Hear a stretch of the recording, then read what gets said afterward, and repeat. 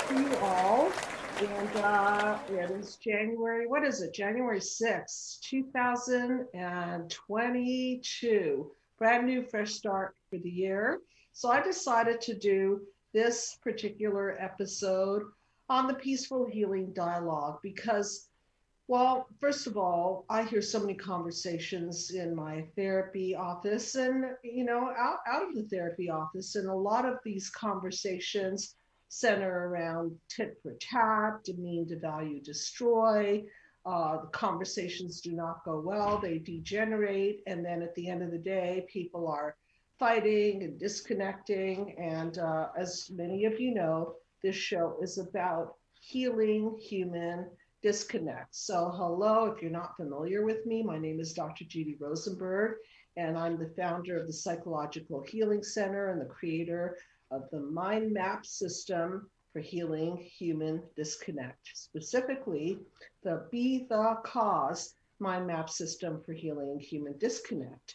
And today we're going to talk about how to connect when you're feeling disconnected and how to bridge that conversation so that it goes better. And I'm looking forward to talking to people online on the phone and getting on my couch so that we can actually rehearse the peaceful healing dialogue, and then you guys can get a hang of it and know how to apply it to your relationship so that you can have a relation shift as opposed to a degenerationally evolving relation sh blank blank blank t. So you get the drift. This is about mending, about communicating, about respecting people, about empathy and stepping into other people's shoes so that you can understand them, and hopefully they wanting to step into your shoes and understand your perspective so that we can ultimately create more synergy. So just a little bit about the Psychological Healing Center. We have a beautiful team of professionals who are dedicated to helping people journey through the Mind Map system, which is a system of healing predicated on delving into childhood wounds of neglect, abuse, acts of omission, acts of commission, and morphing through these wounds so that eventually through the process they can be dismantled. The effects of the wounds on the psyche can be dismantled, and so that people can reboot the system and get a fresh start. So fresh new year, I thought, good idea, peaceful healing dialogue. So what is the peaceful healing dialogue? Well, simply put, it's a way for you to easily earn a PhD in communication.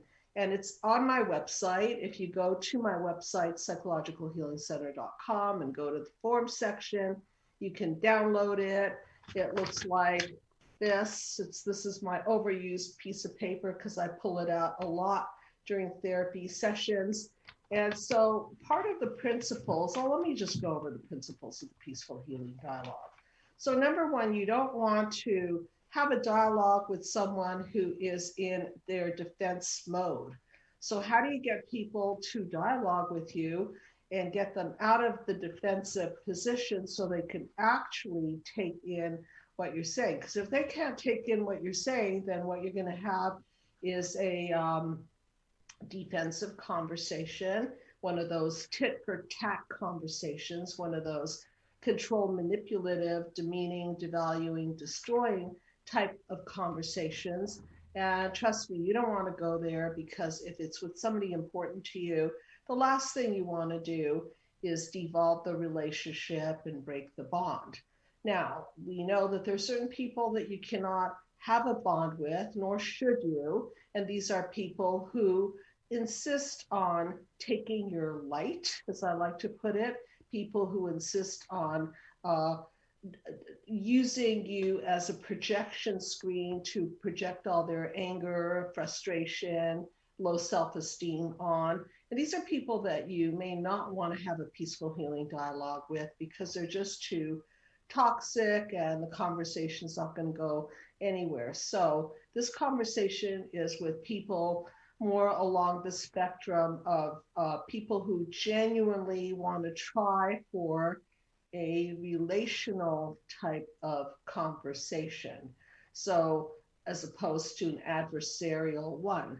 So, number one is to get the person's permission to have the conversation. So, say that you have something on your mind and it's been eating at you, or it's just sort of something that you want to talk to the person about, somebody significant to you. It might be your significant other, your child, your coworker, friend, anybody that you value, anybody that you feel that you want to up the quality of the conversation with. So the first principle is to ask permission, and you would do it simply by saying,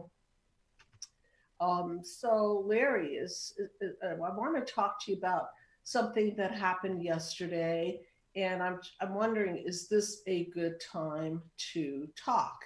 And if Larry says, no, I don't think this is a good time for me, then you might say something like, okay, I appreciate your honesty. When might be a good time for us to talk about what's on my mind? And then let them say, because from a mind map perspective, and let's put the mind map up there so I can explain it and you can know what the Freud I'm talking about. And the mind map, again, it's a system of healing predicated on childhood wounds, which is panel 1, our reactions to those wounds, how we encode those wounds, which is panel 3, and how they get triggered by conversations, oftentimes, that then lead to chaos, defenses, and breakdowns, which I call the WTF, or the what the Freud. And at the end of that panel number 6, you could see breakdown. So if you're skilled at the peaceful healing dialogue, then you can avoid the breakdown and aim for breakthrough. So the reason you want to ask the person's permission is you don't want to shove them in their defense mechanism. See panel 5, those bubbles, they're metaphors for defenses.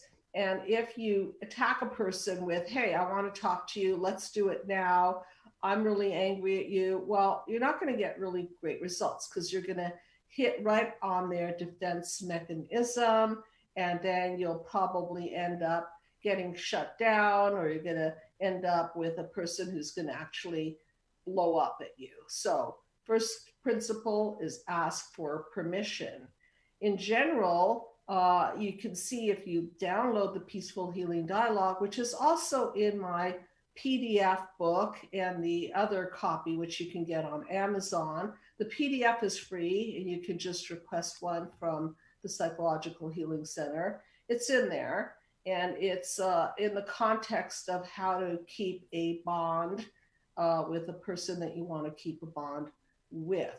So general principles of the Peaceful Healing Dialogue include respect, being truthful, self-reflection, meaning owning your own stuff, because if you're not willing to own your own stuff, then how can you expect another person that you're talking to own their own stuff and take responsibility? Principles of honest feedback, oriented towards solutions rather than blame, staying interconnected, coming from the intention of wanting to stay connected with the person, addressing the issues, so being honest to be head on about the issues at hand, and to make sure that you're staying ethical, transparent, and vulnerable. I want to get into this a little bit deeper, but I want to just go through some of the other principles as well. So extending a bridge to the person, meaning that you're creating a connective pathway to communication so that it'll make it easier for the person to talk to you and be honest and self-reflective with you as well. Another aspect of the peaceful healing dialogue is to be able to say no to any part of the relationship that's unhealthy for you. That is called boundaries. So, part of the peaceful healing dialogue is setting boundaries. For example, you might say to somebody, look, I really enjoyed our conversation the other day. The truth is that I had an appointment right after our conversation, and I did not know how to end the conversation with you because I didn't feel like there was a an opportunity for me um, to to end it.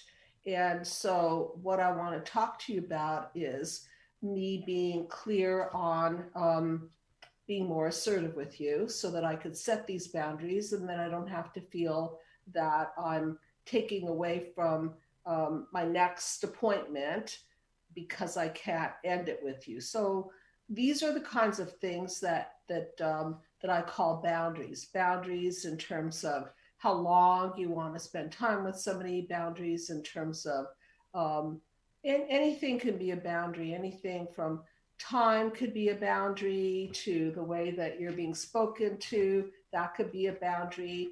And so being able to say no to any part of the relationship is important because you don't want to just be a pushover. Some other aspects of the peaceful healing dialogue is that, as we know, relationships don't always go smoothly. And sometimes we have to negotiate things in a relationship, negotiate things like who pays, negotiate things like who does cleaning, negotiate things like salary, negotiate things like when are we going to have children together, when are we going to buy a house together, these kinds of things. So part of the peaceful healing dialogue is being able to fairly and honestly negotiate with another with the idea of synergy in mind, meaning that it may not always be your way, it may not always be the other person's way, but certainly the goal is to create an us, a sense of a shared core relationship. Another part of the peaceful healing dialogue is obviously to be compassionate and kind, because if you're not compassionate and kind and the other person detects that you lack empathy, there's no way they're going to let you in. So if it's your agenda, if you're pushy, if you lack the ability to feel for them, things are not going to go very well. So you really want to set your intention in this peaceful healing dialogue conversation to include looking at things from another person's point of view and stepping into their shoes. So, in essence, it's about interconnection, reconnection, and unity.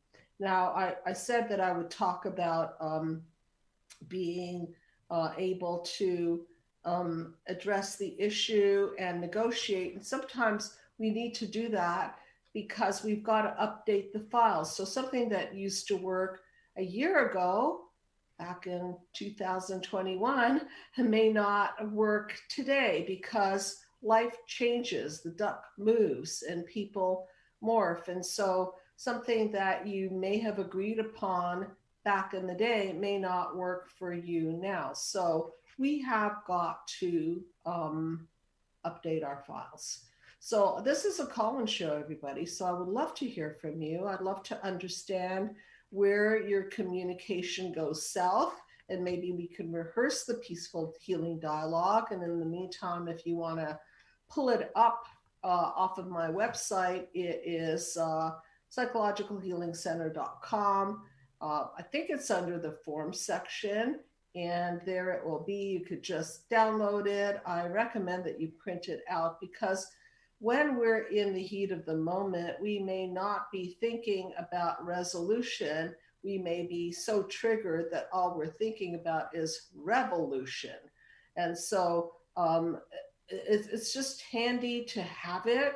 I like to have it at close hand. Here it is in my office on my desk. I use it a lot with couples so that their communication can go better. So I just think that we need a little helping hand when it comes to conversation, because we've had oftentimes such poor role models. And if you know my thinking, I'm a systems thinker.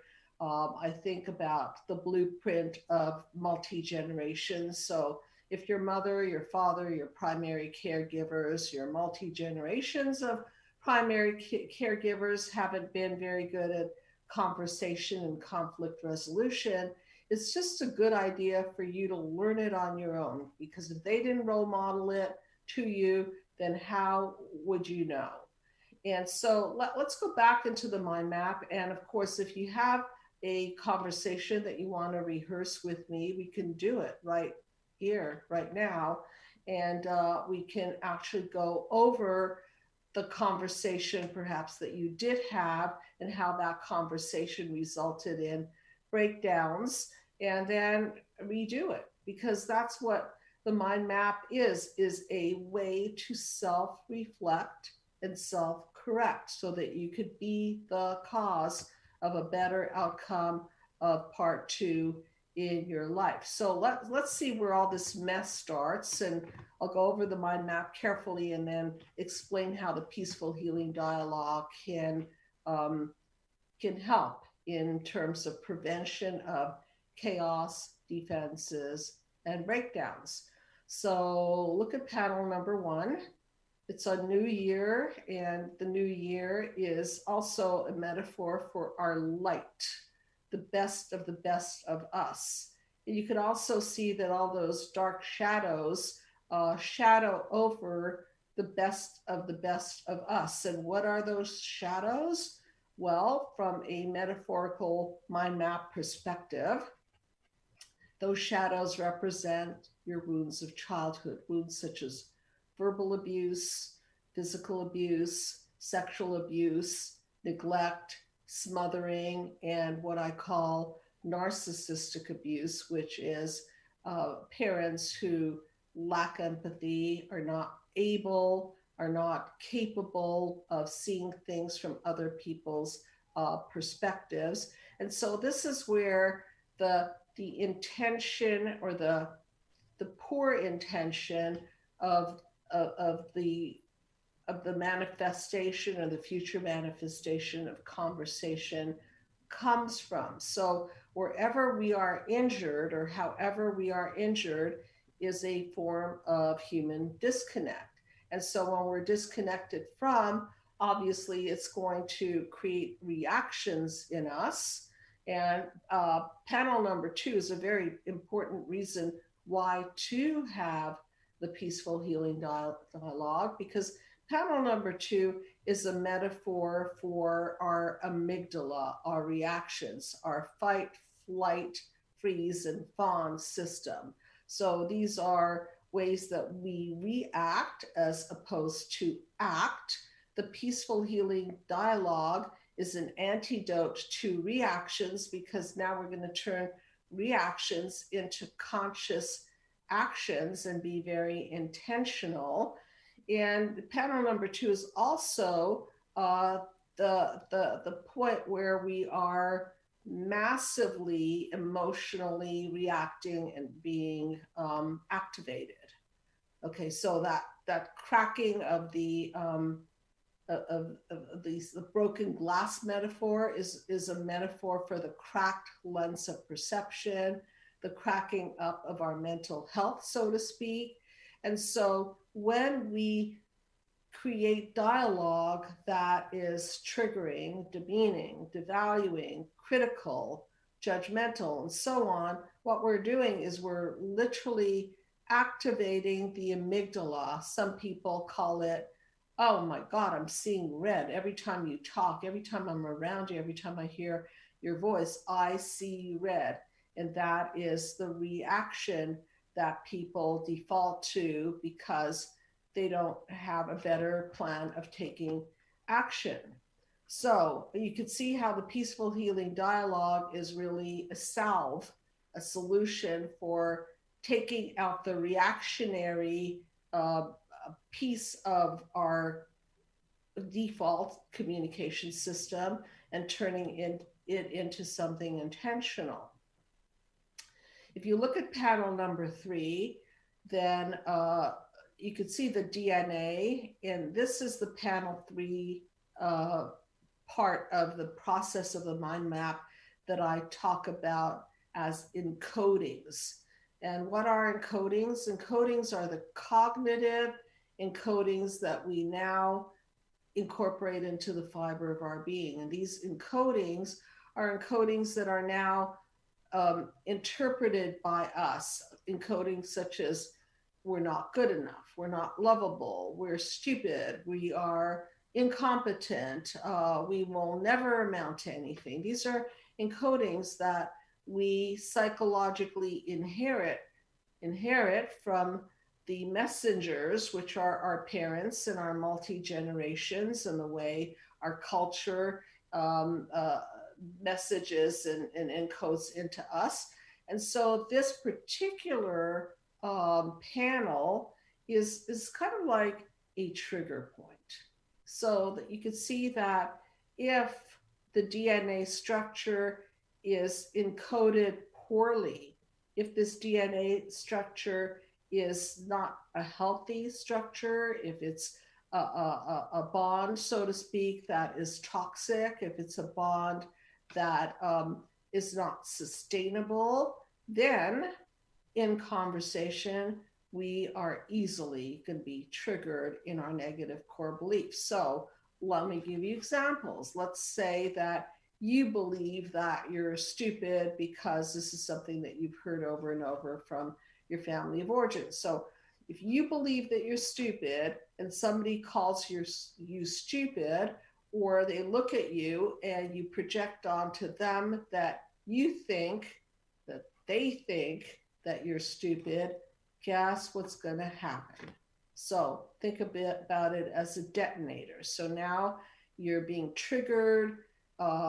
This core belief is detonating you. And what happens is chaos, defenses, and breakdowns. So how does the peaceful healing dialogue help with these negative core beliefs? First of all, the mind map helps dismantle these negative core beliefs. So it's imperative that you do the work on yourself so that you're not always trigger happy. Now, if somebody's particularly triggering you, then you can address that in the peaceful healing dialogue. And if they're safe enough for you to be somewhat vulnerable with them, then you could say to them something like, look, Betty, every time you say such and so, it activates me, and it creates in me this instability and anger.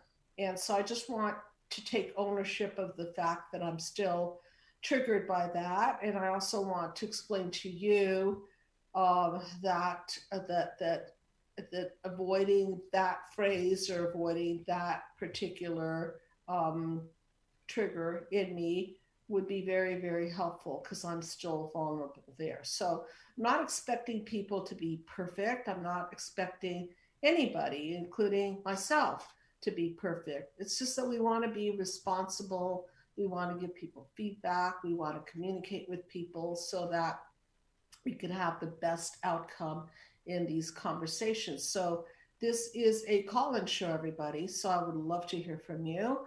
And I'd like to hear about dialogues gone wrong and dialogues that ended up in tit for tat type of interactions, and how we can self-reflect and self-correct, and how we can enter into a dialogue with another that's important to you on any level that's going to go better. So please do call in. And in the meantime, I'm going to explain more about the importance of communication. Because first of all, if you're bothering to invite somebody into the conversation, you're already letting them know that they're important enough for you to take the time to set things along a better pathway. So either way, you win. So if you open up the conversation and present it to them as an invitation as opposed to a confrontation, then already the person, if they're somewhat open, can welcome the intention as, okay, this person truly cares enough about me that they want to get along better and they want a better way and they want to work on things with me so things go better in the future. So nothing wrong with that, in my opinion.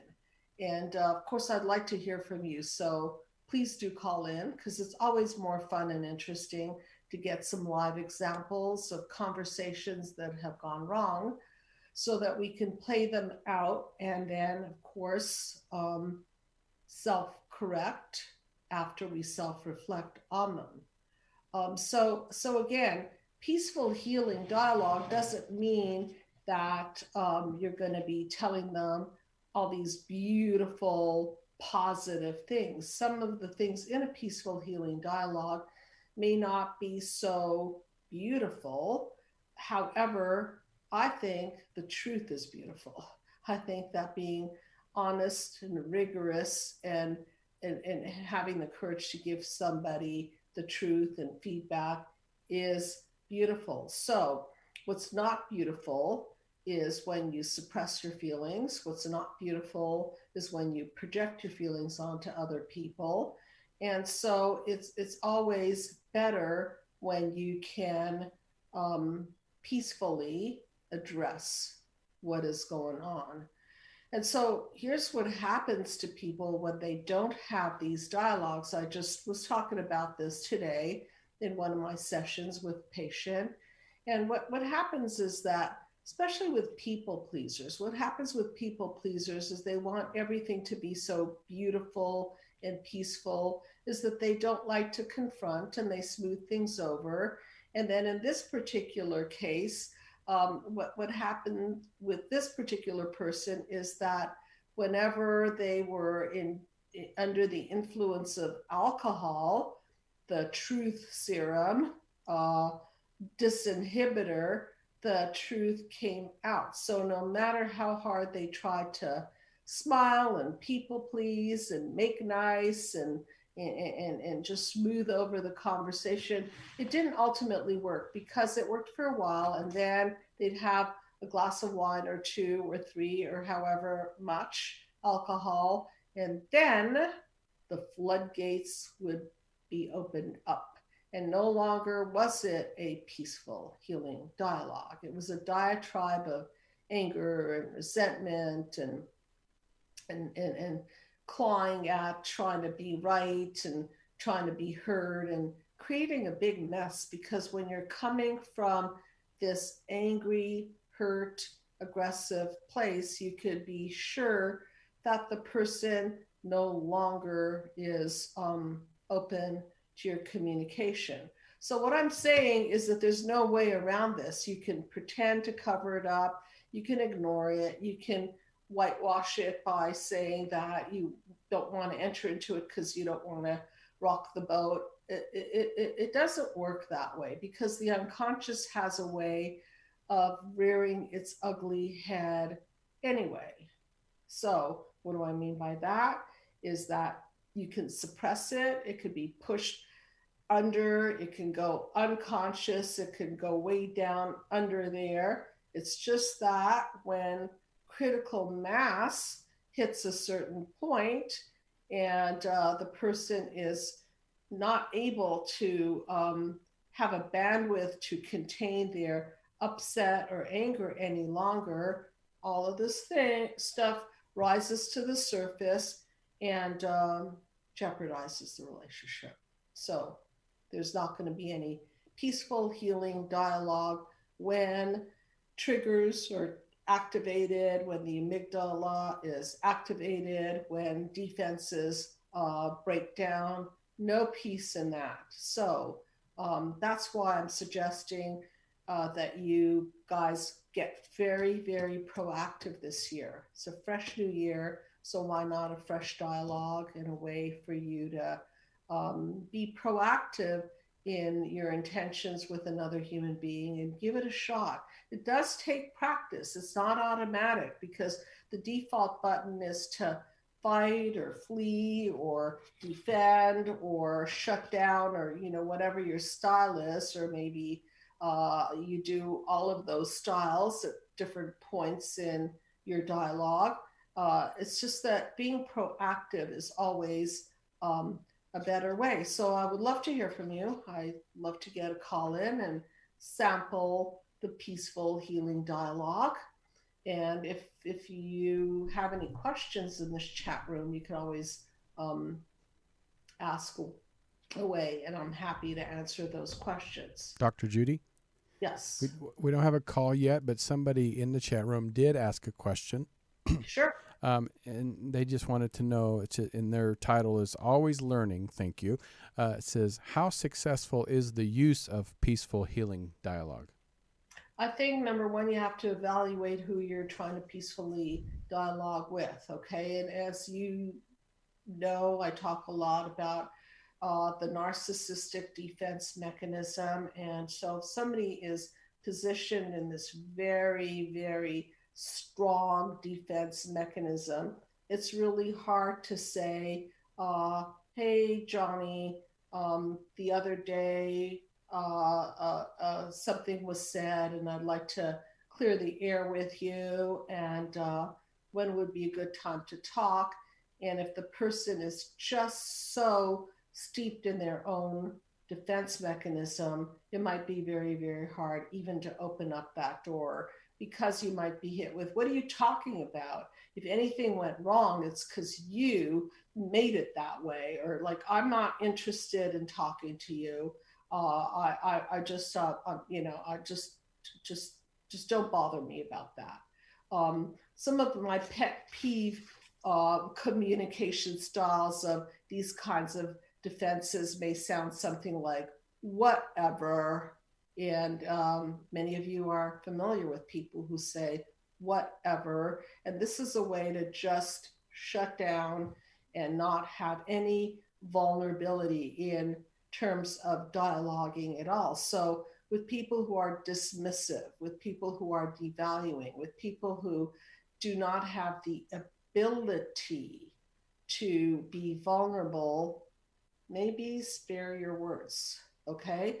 With people that have some sort of an opening, and I think that's most of us want to connect because we're wired to connect. And only those who've been so injured and who've given up on human connection wall off like that. So how successful it is dependent on how well you practiced it, okay? Because how successful is your game of tennis or any sport? It's just as successful as your ability to practice it, but the principles are all there. They're very, very strong.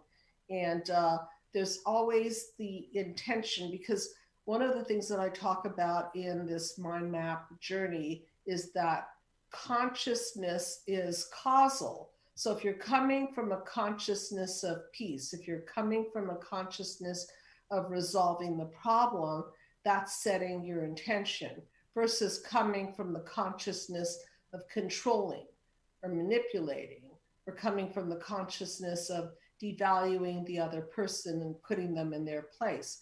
If you come from that consciousness, guaranteed, you will end up in panel number 4, 5, 6, chaos, defenses, and breakdown. So you could see if you're coming from the consciousness of the light, you'll end up in panel number 7, 8, 9, which is synergy and healing and unity, okay? And synergy being the paradigm shift out of all the mess. If you're coming from the consciousness of the darkness, meaning the consciousness of the woundedness and unhealed aspects of yourself, you're going to break down into chaos, defenses, and ultimately break down even harder. So I hope that answers the question. And I'd like to see a live example or hear a live example of a conversation that did go wrong, and then we can work it. So please do call in. And any other questions or any call ins? Not at this time, Dr. Judy.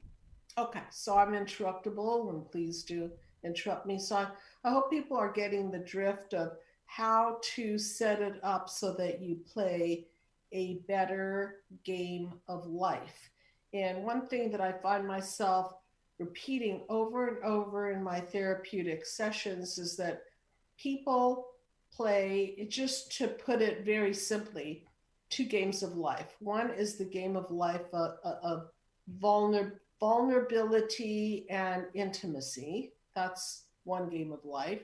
And the other game of life is control and manipulation. So the more you're on the narcissistically injured side of things, the more you need to control and manipulate, because you have learned that vulnerability is just too painful, and you've disconnected on whatever level from your emotions and the emotions of other people, and the apathy has set in now. And so all you have are the buttons of control, manipulation, control, and manipulation. And that's never going to bode well for peaceful healing dialogue, because I think people can instinctively feel when they're being controlled and manipulated.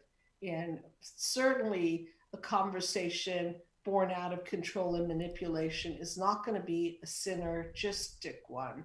I'll point to panel number 7 because we have a yes. Call, Dr. Judy. Okay, great. Yeah, hi. Thank you so much for calling in. And back up. Yeah, what is your name, please? Hi, this is Erin. Nice to talk to you. Okay, thanks for calling in. It's good to be here. Happy New Year, everybody. I am calling because I've experienced something today in which because of a health condition with my brain, I wasn't like this before, but when I stand up for myself against people that are discriminating and they don't want to understand the disability, and I'm trying to have peaceful dialogue, and then I get escalated. They what happens? I get escalated. I get triggered because I'm trying to stand up for myself, but because of the disability, then I get angered because I can't communicate in a peaceful way with people because they're deciding to discriminate or to judge or to not understand, and they want to put their own spin on things because of their narcissism or their psychosis that they're not aware of yet. Okay, so let's get more specific so that we can maybe get into a live example. And if perhaps you already know yourself well enough to know that you're particularly triggered and you're particularly hurt, you might want to try, if you feel safe enough with these people, to just say, look, I'd like to have a conversation with you. I know myself, I'm very easily triggered, and through no fault of yours, that's where you own your own stuff, right? Nothing wrong with saying I'm yes. When I'm owning my stuff, when I'm saying, excuse me, I'm having a disability moment and I would like to talk with you nice about this in an adult way to solve the problem, but that person isn't in a mental capacity to where that they're exhibiting, and I'm picking up on the narcissism, right? Right. But I can't diagnose that person because that would call me crazy. Right, and you don't want to get into that. But what context no. is it? Are you trying to talk to mental health people? Are you talking to health providers? Who are the people that you're trying to have a conversation with?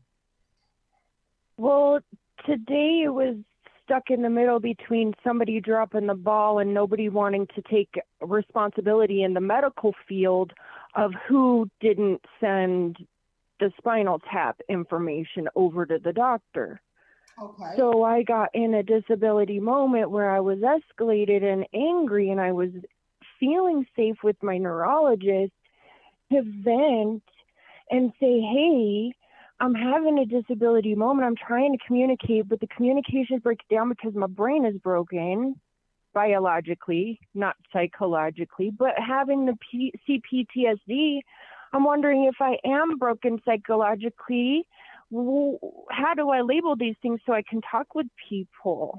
And what's so they understand, because when I'm explaining my disability and going, okay, I have this form of TBI that I can't quite put all together, and I get upset when my disability happens that I can't communicate and I'm being abused narcissistically or discriminated against, and I'm trying to stand up for myself, and then the communication, everything breaks down, and I get stuck in panel 4, 5, and 6 instead of going to peaceful. And some people that have compassion will end up that conversation into a peaceful place, which is amazing.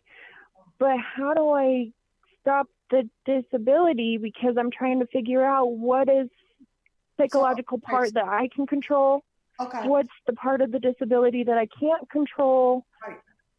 I think these are excellent questions. Okay. And so, so for a moment, we have to step into the other person's shoes. Let's say this person on the other end of the phone is taking, 20, 30, 50 calls like this on a daily basis, right? And okay. And they're just so over it. They're tired. They're whatever it is that's going on with them. That's not your fault, certainly. But that, we've got to deal with the reality of the fact that people are sometimes feeling stressed, overworked. We're at a really heightened time with COVID. You don't know how the person's feeling. And by the way, I just got over COVID, so I just want to tell you that. Oh, I'm so glad you're doing all right. Yeah, I'm doing all right. I just want to say people who do have COVID or did have COVID, my way of thinking about it is that right now I'm, whether I'm right or wrong is immaterial. I'm just glad to have natural immunity or some level of it. And so this is something that we cannot control, right? And so stay as healthy as you can. My way is to eat as healthy as I can and do yoga and get enough sleep, because we want to tap into our natural immunity. But I want to go back to what you're saying. So first of all, so, you want empathy toward you. So I think that if you can a little bit model it to them, from you to them, it might go better. Okay. So if somebody's going, oh, I don't understand you, and just, you might want to say, how are you doing? You must deal with many of these calls. Oh, I see. I can shift my disability off of me and go, how are you today? I could totally, hey, that's one of those things called an interrupter. Okay, whatever you want to call it. That's a good one. Okay, so I like those because I've been practicing some. Okay, so then you go with that, and then they might be even surprised or taken aback in a good way, like, oh my God, this lady is not feeling well. However, she's bothering to know how I am. Okay. Yeah. And so then now what are you really doing is you're softening their defenses. Okay. So when I say, hey, I really value you, doctor, I'm really not trying to be mean and yell at you. You're trying to tell me to stop yelling, but because of my disability, I'm stuck in this mode. And he should understand that as a neurologist 100% more than even I do at this point. Maybe he has compassion for me. And instead of me coming down on myself because of the narcissism abuse, I can have empathy and empowerment, and we can come together. So should a doctor have more compassion? Yes. Does it always work out that way? No. No. Okay. So what can we do is we can work on our own triggers, because it seems like you have a history of not being empathized with. And when somebody shows you more of the same, then you're triggered in Yeah. whatever core belief you have, Yes. like I'm not important, or I'm not worth it, or I'm not healthy, or there's something wrong with me. And that's the stuff that you want to dismantle. Okay, because as So long as, that one right there, when I hold that and I look at that, I'm sorry if I may interject, oh, please do. is oh, I don't want to lose my thought. Hold on a second. Is a disability moment. So when I am having when I respond to somebody who is, say, for example, discriminating against my disability, in my opinion, but it's not quite at that level yet. It's like I'm triggered, I'm feeling hurt, they're hurting me, and I'm standing Yes, up for myself, yes. and I'm in panel 4, 5, 6, but I'm trying to push to 7, 8, 9, and I go, okay, I'm raging right now. You mean How right do now? I, when I'm having a disability moment, did I learn that rage from my narcissistic parents? Well, How okay. do I dismantle the rage because of the amygdala is broken in my brain? Right, but I want I you to get stuck in high delta. right. Okay, so look, let's look at it very simply. I don't know what your panel one Okay. injuries are, but we all have them. Okay. And then we have Yes. reactions, and if there are neurological issues, then it may interfere with your bandwidth to Oh. like your How much emotional I can cope bandwidth. with? What's that? How much I could cope with? Yeah, yeah. Think about Okay. bandwidth. Okay, so you might have a short bandwidth. Okay. Okay, and so you can explain it, Okay. to the other human being. Look, I just, Okay. neurologically, I have a very short bandwidth, and it's easily Oh, these are good words. there. It's easily snapped. So bear with me. And if the person can't bear Okay. with you, then either you need to talk to somebody else, or just say, look, Yes. I think what's going on is that I'm so frustrated that I can't get it out in a way where you could take it in. So what I'm going to do, Yes. I'm going to write you an email. Okay. And sometimes just Oh. are objective with the person so that they don't have to be triggered, because don't forget that when you're triggered, it could trigger them. So you don't know what their core beliefs are. Maybe their core beliefs are something like, oh my God, I'm Oh. always helping other people and nobody's helping me. Or, oh, I'm always trying to people please and nobody tries to please me. We don't know. So it's not like we're living in this isolated bubble of we're the only ones having these core beliefs. No, you and the rest of the And world. when I'm realizing right now, thank you for helping me process this. This is Sure. amazing breakthrough, because now I can see that I was being selfish because I wanted that empathy so badly, because I've been so neglected by doctors and my family, and I'm just Oh, craving it. there we go. And so now, Oh, so okay, now so I can have more compassion for myself and for them, and I can go, oh my gosh, I could hurt my doctor. I don't want to hurt the doctor, but that's how I felt in the moment.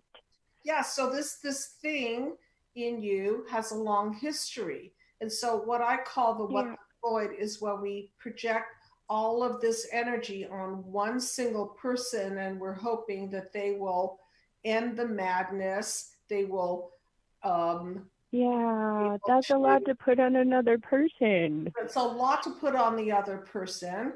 Now you're expecting this person to end the madness, give you the empathy that your mother, your father, your multi-generationals, your doctors never gave you. And so in some Hold ways, we're on. always doing this what the Freud of somebody out there. Can you please complete Yeah. the process for me and give me everything that I've Oh, not gotten? You see how that's a lot? I see how that's how my faith plays into how far I've come in my healing, and how far I've come in my healing by reading your book and watching this YouTube channel and just pushing into it and feeling it and going, I'm not going to have any shame for the disability. I'm just going to try to overcome and do as much as I can to relearn and repattern my brain. Yeah, and I'm going to have compassion and love. Yeah, and I do like the idea of becoming more objective, because when you're in your amygdala, all these triggers are going on, and then the communication gets garbled, right?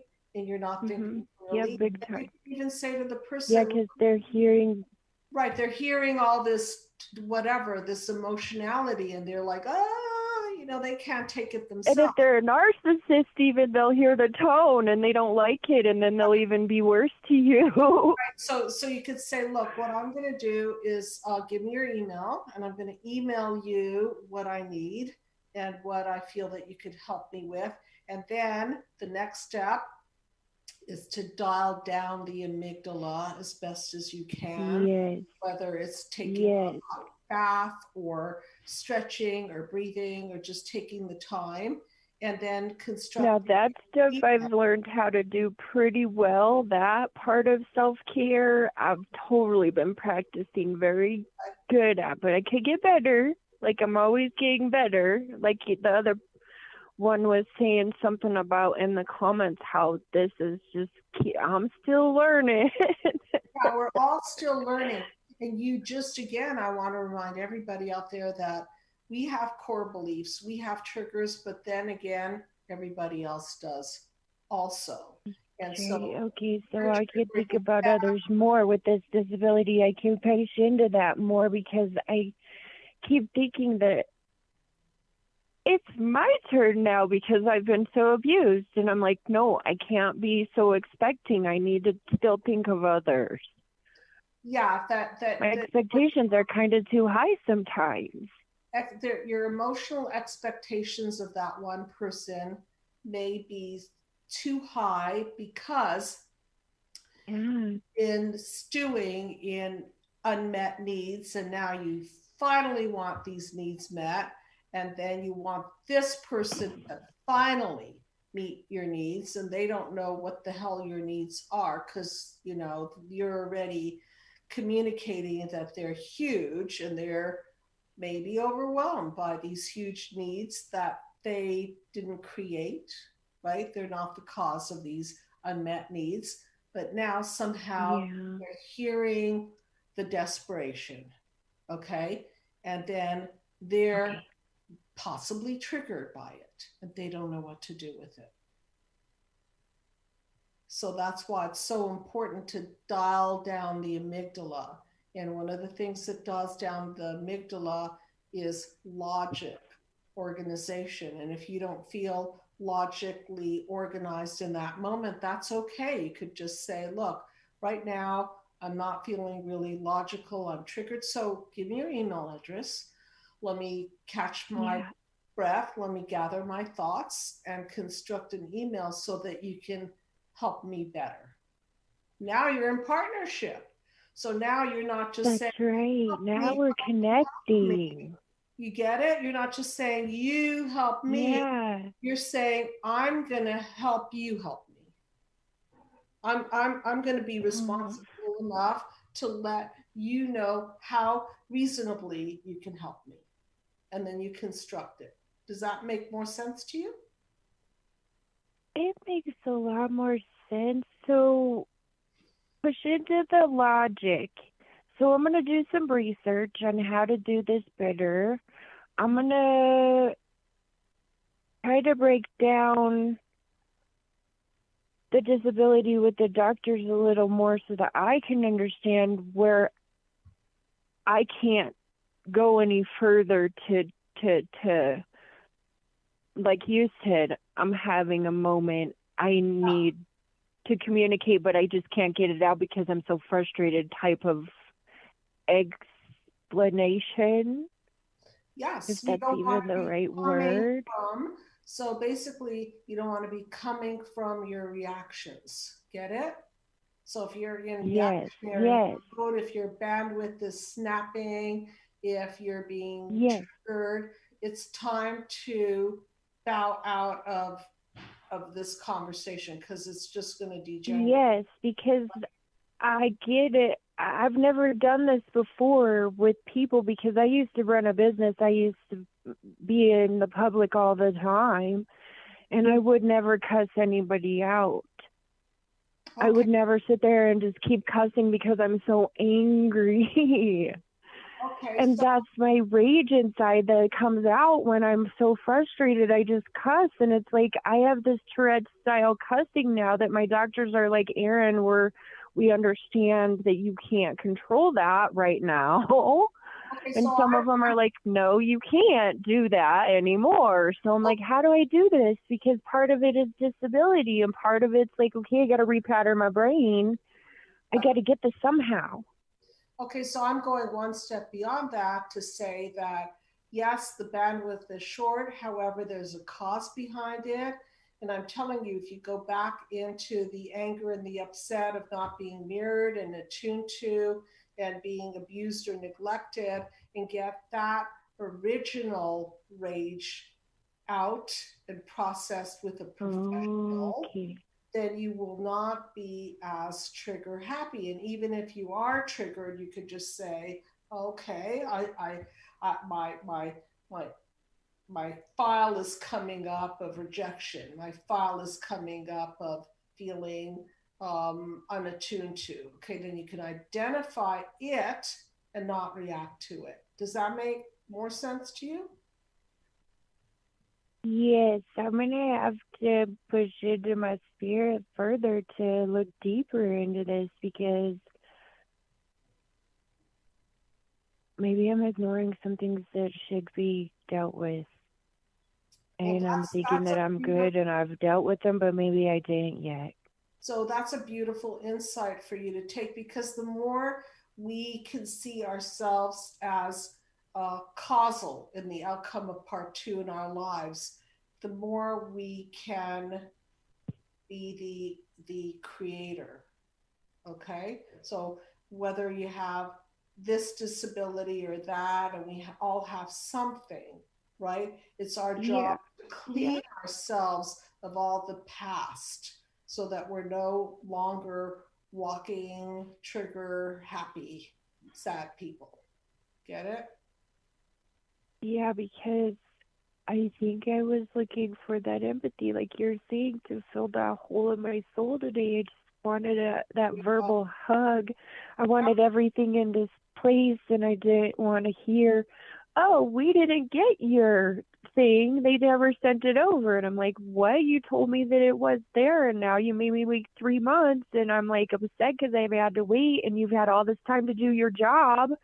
And you expect me to be perfect, but you dropped the ball and you want to blame me for being mad? Right. So it doesn't, it's almost like immaterial what their reasons are. What's most material here in terms of your psychological process is what core beliefs and what wounds they're triggering in you. So I'm saying go there first. I'm Clean going to that up go first. way there. I'm Okay. going there. Go I'm there still going there first. this week.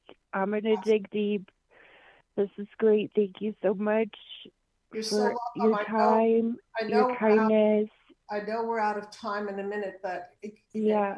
just hoping that everybody can hear that it's not that we're going to be in any perfect world. It's just that the more we are the cause of dismantling our own pain, the more resilient we are to how other people treat us, because then we're not just walking triggers. Okay, so I please. don't have to be afraid of my pain. I don't have to be afraid of confronting what is going on with me. I don't have to be afraid of being vulnerable or being silly or having a disability moment because there's no shame in processing it. Exactly, because You have now, to walk through it to process it. right? So thank you for helping me understand to go into this unknown again, because I So walked through the unknown so many times that I should know how to do this. But again, I'm just learning to do it the right and keep it going. and not give up. Don't give up, and turn toward your pain, process it, keep in touch with me. Okay. I know we're going to end the show because it's 9:01. I want to thank you. Love and light to you and everybody. thank you, and Happy New Year, everybody. And start this new year with the peaceful healing dialogue and understanding yourself and your triggers so that you can have a better outcome for 2022 and be the cause of a better part 2 of your life. So thank you, everybody, for tuning in. Grab a copy of my book.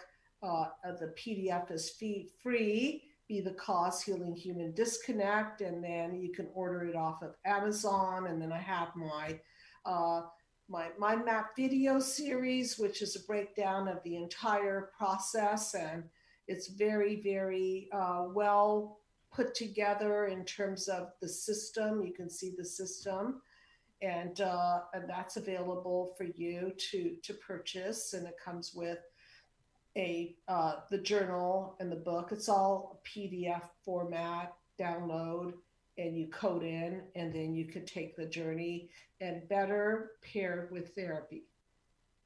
Okay, so it's always better to pair this journey with somebody that you could talk to. So please feel free to reach out to the Psychological Healing Center. And thank you, everyone. Stay safe. Take the time to be healthy and eat well and exercise and sleep. And please do not hesitate to access us for a free consultation. Thank you, and good night, everybody. And if you've enjoyed my show, please subscribe to my channel. If you need help, please call the number below.